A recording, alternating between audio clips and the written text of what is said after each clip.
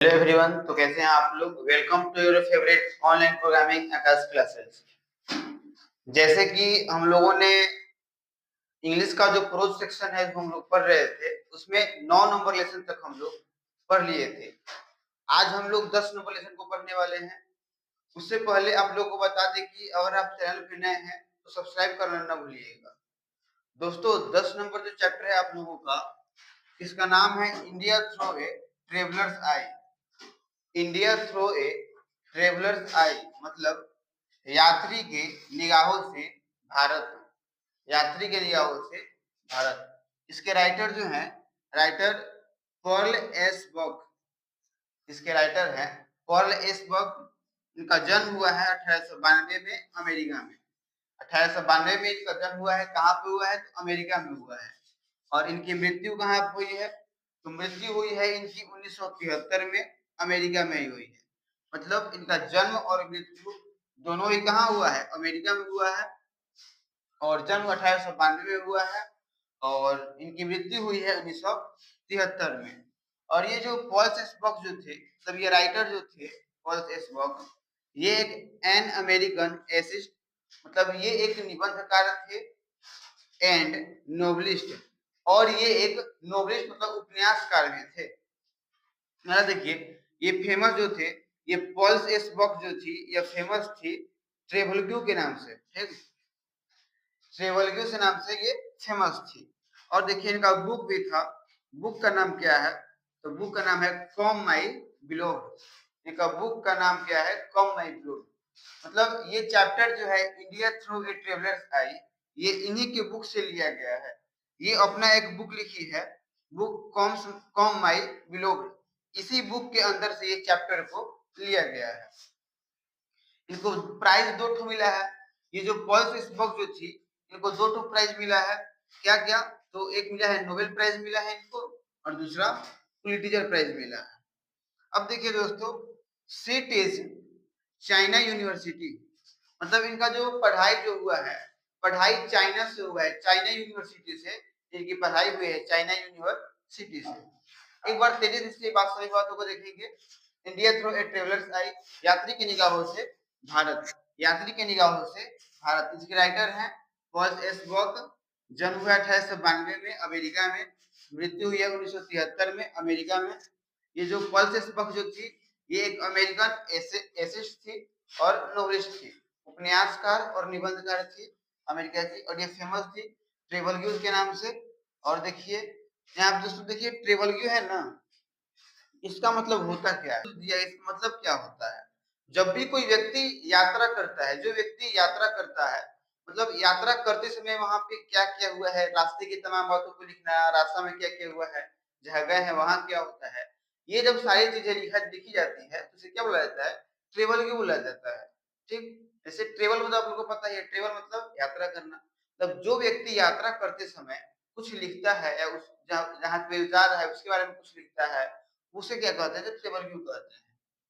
तो ये चैप्टर जो है, इस chapter India through a traveller's eye जो है, मतलब यात्री की निगाहों से भारत कैसा है, यात्री के निगाहों से भारत कैसा है, इसमें इसके बारे में बताया गया है। तो एक जो होती है पल्स एक्सबॉक्स जो होती है, ये अमेरिका में तो होती है, अमेरिका में रहती है। इनका क्या मानना था कि अब भारत में हम जाएं और भारत में देखें हम, भारत में क्या क्या व्यवस्था है, कैसे है, मतलब कैसे चल रहा है। इन्हीं चीजों को देखने के लिए पल्स एक्सबॉक्स साहब जो थी, ये आई थी, भारत आई थी। जब ये भारत में आई, तो भारत में आने के बाद ये 2 जगह जाना पसंद करी थी। पहला, सबसे पहले ये सिटी में गई। भारत की जो तमाम जो सिटी होती है, टाउन जो है, सिटी है, नगर जो है, मतलब वहां पे गई। जैसे मुंबई हो गया, शहर में पहले ये गई, शहर में गई। उसके बाद दूसरा गई ये विलेज में। सबसे पहले ये जब आई थी भारत में, तो ये गई थी सिटी, फिर सिटी के बाद विलेज। मतलब ये जानना चाहती थी कि भारत कैसा है। और जब ये आकर इधर तमाम बातों को इधर देखी, भारत में आई, शहर में भी रही, गांव में भी रही। उसके बाद ये जो कहानी जो लिखी इसके बारे में, वही क्या हो गया? चैप्टर का नाम हो गया India through a traveller's eye. मतलब एक तरह से वो यात्रा की थी ना, यात्रा करके यहाँ पे आई अमेरिका से, और यहाँ पे तमाम बातें जो थी वो सुनने के बाद, लोगों से पूछने के बाद यहाँ की बातों को अपने हिसाब से लिखा, इसलिए चैप्टर का नाम रखा गया India through a traveller's eye. मतलब जो यात्री यहाँ पे आते हैं, यात्री की निगाहों से भारत कैसा है। ये जब आई थी तो सिटी में प्रत्येक दिन मतलब लोगों के पास जाती थी, पूछा करती थी यहाँ पे क्या है, ब्रिटिश शासन है, कैसे चल रहा है, क्या व्यवस्था है। ये शहर में रही, फिर विलेज में आई, तो विलेज में भी तमाम बातें होती है। विलेज में ये जाती है, मतलब गाँव में ये जाती है, भारत के गाँव में। तो गाँव में जाती है तो वहाँ पे देखती है कि छोटे-छोटे उम्र में ही बच्चों की शादी हो गई है। भारत इतना गरीब क्यों है? पिछड़ा क्यों है? जब ये गाँव में आई थी, तो इनको लगा शहर की अपेक्षा गाँव बहुत डाउन है, बहुत ज़्यादा नीचे है।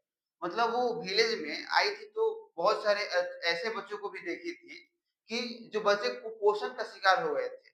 मतलब किसी का पेट निकला हुआ, कोई एकदम पतला-सा, किसी की आँख एकदम अंदर अंदर की तरफ है, किसी के पास बाल अच्छा से नहीं है। मतलब एकदम वो जो कुपोषण का शिकार थे, अच्छा से उनको मतलब खाना-पीना ना मिलने के कारण, उनकी जो तबीयत जो थी, तबीयत खराब थी, उसके बारे में वो देखती है।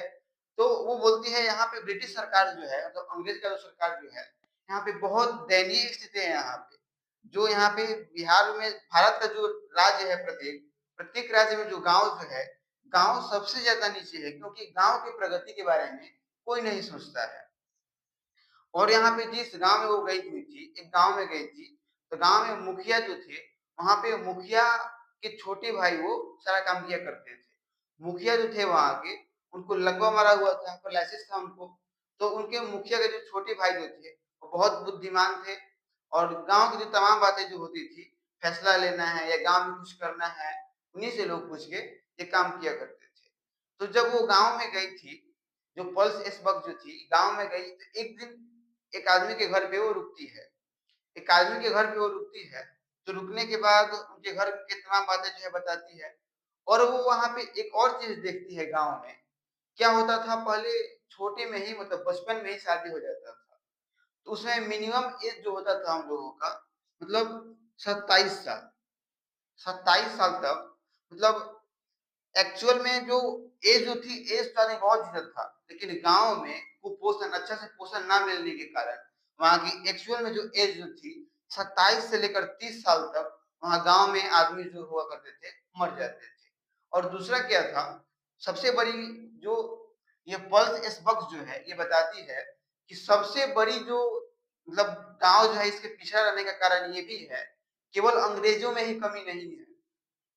जैसे भारत गरीब था उस समय, भारत भारत तो पहले भी अमीर था, लेकिन एक्चुअल में जो गाँव जो हुआ करती थी, गाँव में बहुत गरीब-गरीब लोग रहा करते थे, कुपोषण का शिकार थे, अच्छा से खाने के लिए पैसा नहीं था।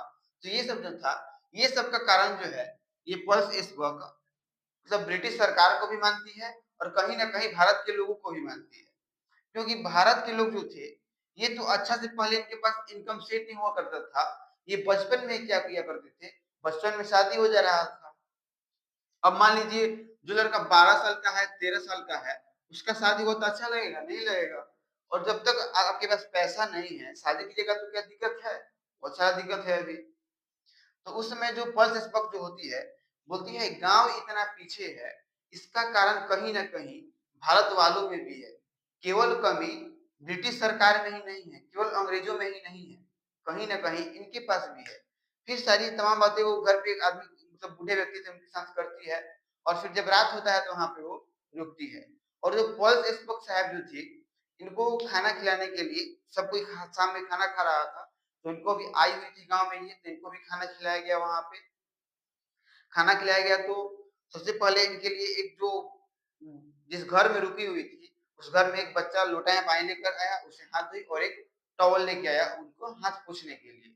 तो वो हाथ धोती है, फिर हाथ को वो पोंछती है, फिर उसके बाद वो जो बैठती है, तो उसको जो खाना मिलता है, वो जो केला का पत्ता जो होता है, केला के पत्ते में उनको खाना खाने के लिए दिया जाता है। मतलब केला का पत्ता उनको दिया जाता है खाना खाने के लिए। केला का पत्ता दिया जाता है, उनको खाना दिया जाता है। तो क्या होता है कि घर में तो बहुत सारे लोग थे, बच्चा था, उसकी माँ थी, पिताजी थे, बहन थी और तमाम उस घर में लोग थे।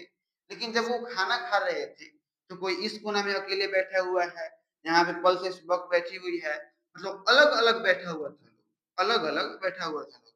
तो ये सोच रही थी कि भारत में जो है, भारत में जातिवाद भी ज्यादा होता है। और जो पर्ल एसबर्ग जो थी ये अकेले बैठी हुई थी और ये लोग अलग अलग अपने ये तरफ बैठे हुए थे। तो ये पर्ल एसबर्ग जो थी यह कुछ नहीं बोली कि आप लोग इधर क्यों नहीं घूम रहे, एक साथ क्यों नहीं खा रहे हैं।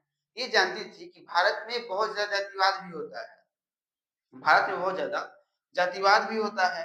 जातिवाद में क्या होता है कि हमारी जाति की नहीं हो तो तुम्हारे साथ हम नहीं खाएंगे, तुम हमारी जाति की नहीं हो तो हम तुम्हारे साथ नहीं घूमेंगे, तुम हमारी जाति की नहीं हो तो तुम हमारे स्कूल में नहीं पढ़ोगे, एक समान अधिकार तुमको नहीं मिलेगा।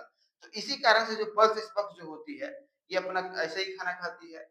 दोस्तों यहाँ पे एक बीबीआई ऑब्जेक्टिव जो आता है अभी भी आया हुआ था और ये हर एक साल लगभग में आता ही है कि पर्ल एसबर्ग जो थी, ये राइटर जो थी, इनको खाना जो मिला था किस पत्ते पर मिला था, मतलब किस पेड़ के पत्ते पर मिला था, किस चीज के पत्ते पर। ऑप्शन में रहता बनाना होता है, मैंगो होता है, मतलब बनाना के पत्ते पे मिला था या मैंगो के पत्ते पे मिला था, ऐसे बहुत सारे ऑप्शन होती है। तो आप लोग ये बात हमेशा याद रखिएगा कि ये जो पर्ल एसबर्ग जो थी इनको खाने के लिए केला का पत्ता मिलता है। और ये बताती है भारत ही एक ऐसा देश है जिसमें सभी धर्म के, सभी प्रकृति के आदमी यहाँ पे काले हो गोरे हो एक साथ रहा करते हैं। वो बताती है जैसे अमेरिका में हो गया, तो अमेरिका हो गया या चीन हो गया, तो चीन में क्या होता है कि चीन में तमाम जो लोग होते हैं वो एकदम गोरा गोरा गोरा होते हैं, उनका बाल बहुत अच्छा होता है, जो आंखें जो होती है आंखें वो नीला नीला टाइप की होती है, बहुत अच्छे होते हैं। मतलब उनका कहना था कि जो चीन की लोग जो थी, चीन के लोग जो हैं, चीन के लोग बहुत ज्यादा हैंडसम हुआ करते हैं, बहुत ज्यादा गोरा हुआ करते हैं। वैसे ही देखा जाए तो चल जाइए दक्षिण अमेरिका में, दक्षिण अमेरिका में क्या होता है भाई, वहाँ पे सबसे ज्यादा काले लोग होते हैं, केवल काले काले ही लोग होते हैं। एज एग्जाम्पल लीजिए अफ्रीका में ले लीजिए, अफ्रीका में क्या था वहां पे भी काले काले लोग होते हैं। मतलब उनका यहाँ पे कहना ये था कि जो तमाम जो देश हैं केवल एक ही तरह के लोग रहते हैं। जैसे मान लीजिए चीन है तो केवल वहां पे गोरा गोरा ही व्यक्ति है, अब देखिए यहाँ पे अफ्रीका है केवल वहां पे काला काला ही व्यक्ति है। तो उनका कहना जो था भारत ही एक ऐसा देश है जिसमें लोग ना तो ज्यादा गोरे होते हैं और ना ही ज्यादा वो काले होते हैं, मतलब क्या मीडियम में होते हैं, ना ज्यादा गोरा होते हैं ना ही ज्यादा काले होते हैं। और ये यहाँ पे ये चीज ये भी देखती है कि क्या कोई गोरा काला इसमें कोई भी भेद नहीं था, सबको समान अधिकार है, आपको कुछ भी करना है कुछ भी कीजिए, मतलब सबको एक बराबर अधिकार है। वो चीज जो गांव में इनको देखी थी, तो गांव क्या हुआ था, इनको गांव में ये चीज सबसे अच्छा लगा कि ना यहाँ पे रंगभेद नीति में विरोध है ना कुछ भी है, मतलब यहाँ पे काले गोरा हिंदी हिंदू मुस्लिम सिख ईसाई सभी जाति के लोग एक साथ मिलकर रहा करते हैं। ये देखकर उनको बहुत अच्छा लगा गांव में। तो ये जब जाती है वहां पे अमेरिका जाती है तो एक ये भी ऑप्शन आता है कि ये जो पर्ल एसबर्ग जो थी इनके अनुसार भारत के मतलब सच्चे दर्शन कहाँ हो सकते हैं, भारत का जो पूरा मुल्क जो है वो सब कहाँ दर्शन हो सकते हैं, तो सब दर्शन हो सकता है विलेज में, गांव में। मतलब असली भारत कहाँ आप लोग देख सकते हैं, जो नीति होता है रहन सहने का स्तर होता है या बोलने का स्तर होता है, ये सब कहाँ अच्छे से देखने को मिलता है, तो ये सब देखने को मिलता है गांव में ही। ये बात हमेशा याद रखिएगा। यहाँ से दो ऑब्जेक्टिव जो है ये मतलब 3-4 बार प्रीवियस ईयर में आ चुका है। पहला ऑब्जेक्टिव है कि ये जो पर्ल एसबर्ग जो थी इनको किस पत्ते पर मिला था खाना खाने के लिए, तो केले के पत्ते पे मिला हुआ था, केले के पत्ते पर। दूसरा ऑब्जेक्टिव ये है कि सच्चे गांव के दर्शन जो है, तो गांव का दर्शन कहाँ हो सकता है, पर्ल एसबर्ग के अनुसार भारत का दर्शन, अच्छा भारत का दर्शन कहाँ हो सकता है, तो गांव में हो सकता है, विलेज में हो सकता है। तो इसके समय के बारे में जानेंगे। समय देखिएगा दोस्तों, India through a travellers eyes is a very fine travel view. मतलब इंडिया थ्रू यात्री की नाव से भारत जो है एक बहुत अच्छा कहानी जो कहानी नहीं या यात्रा कार्य जो है यह अमेरिकन ऑथर पॉल एसबर्ग, मतलब ये अमेरिकन ऑथर द्वारा लिखा गया है, पॉल एसबर्ग द्वारा लिखा गया है।